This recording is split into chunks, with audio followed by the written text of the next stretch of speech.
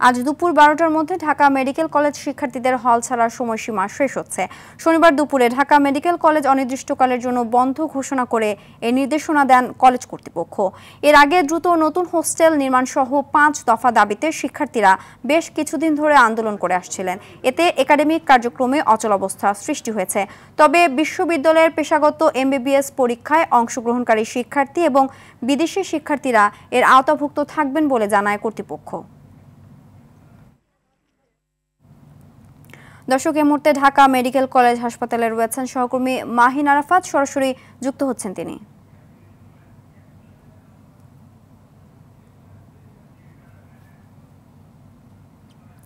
মাহিন, শিক্ষার্থীরা হল ছেড়ে যাচ্ছে কিনা, সেই সাথে শিক্ষার্থী ও কলেজ কর্তৃপক্ষ কি বলছেন? সিনথিয়া, যেমনটি জানেন যে ঢাকা মেডিকেল কলেজ কর্তৃপক্ষ জানিয়েছে যে আজকে থেকে বিশ্ববিদ্যালয়ের একাডেমিক কার্যক্রম বন্ধ থাকবে এবং দুপুর 12টার মধ্যে সকল শিক্ষার্থীকে হল ছেড়ে যাওয়ার জন্য তারা আদেশ দিয়েছেন এবং সেই আদেশের প্রেক্ষিতে কিন্তু আজকে একাডেমিক কার্যক্রম বন্ধ রয়েছে। তবে হল ছেড়ে যাওয়ার যে আদেশটা কলেজ কর্তৃপক্ষ থেকে এসেছে সেই আদেশটা পুরোপুরি রূপে শিক্ষার্থীরা মেনে নেয়নি। অর্থাৎ আমরা হলে এসে যেটি দেখতে পেয়েছি যে হলে এখনো অনেক শিক্ষার্থী অবস্থান করছেন। এর বাইরে কিছু শিক্ষার্থী হল ছেড়ে গেছেন, যারা হচ্ছে নতুন ভর্তি শিক্ষার্থী এবং প্রথম দ্বিতীয় বর্ষের শিক্ষার্থী, তারা হল ছেড়ে গেছেন এবং আজকেও সকালে আমরা দেখতে পেয়েছি কিছু শিক্ষার্থী হল ছেড়ে গেছেন।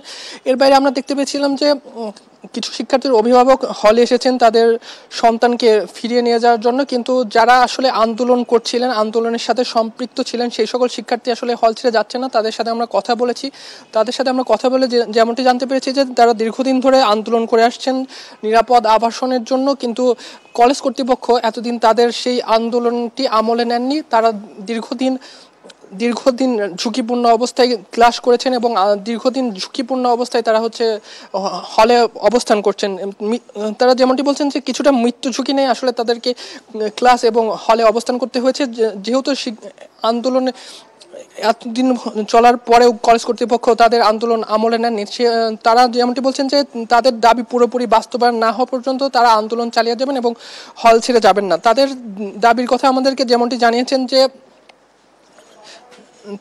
তাদের আবাসন ব্যবস্থা নিশ্চিত করতে হবে এবং এই যে আবাসন ব্যবস্থা নিশ্চিত করছে এখানে তাদের ছাত্র প্রতিনিধি রাখতে হবে যাতে এক্ষেত্রে কোনো ধরনের দুর্নীতি তারা না করতে পারে। আর দুপুর 12টা নাগাদ যে হল ছাড়ার নির্দেশ তারা সেটা মানবেন না বলে আমাদেরকে জানিয়েছেন। তো সিনথি, এই ছিল আমার কাছে ঢাকা মেডিকেল কলেজের আবাসিক হল থেকে সর্বশেষ।